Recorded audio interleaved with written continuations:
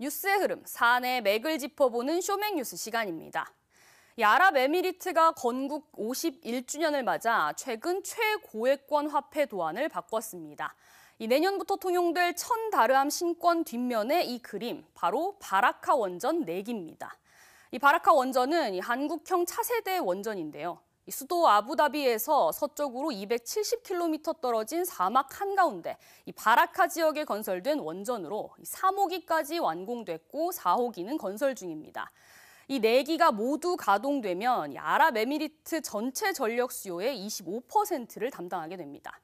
이런 한국형 차세대 원전인 신한울 1호기도 착공 12년 만인 지난주 본격 가동에 들어갔습니다. 신한울 1호기는 발전 용량이 1400메가와트급으로 기존 원전보다 40% 더 커지고 수명은 20년 더 길어졌습니다.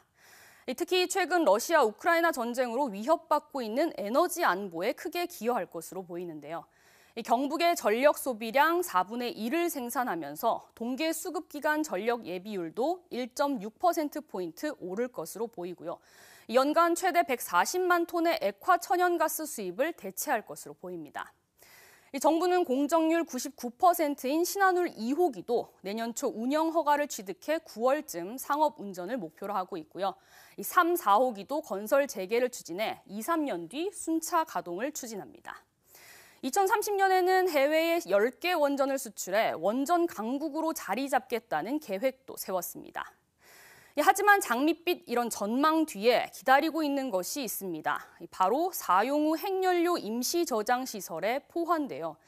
2031년 한빛 원전, 2032년에는 한울 원전, 2044년에는 신월성 원전의 사용 후 핵연료가 포화 상태에 이릅니다. 이미 월성 원전의 사용 후 핵연료가 포화 상태에 이르자 조밀 건식 저장 시설인 맥스터 증설 논의가 나왔고 찬반 갈등을 겪다 2020년 증설이 결정되기도 했습니다. 맥스터는 50년 이상 가동할 수 없어서 영구 처분 시설이 필요합니다. 하지만 민감한 사안이다 보니 터 선정 논의나 공론화는 여전히 답보 상태인데요. 이 때문에 정부가 임시 저장 시설을 영구 처분 시설로 슬그머니 전환하려는 것 아니냐는 원전 지역 주민들의 우려도 큽니다. 더욱이 영구 정지된 월성 1호기에서 사용 후 핵연료를 맥스터로 옮기기 전 보관하는 습식 저장소에서 최근 균열과 누수가 발견되면서 안전성에 대한 우려가 더 커졌는데요.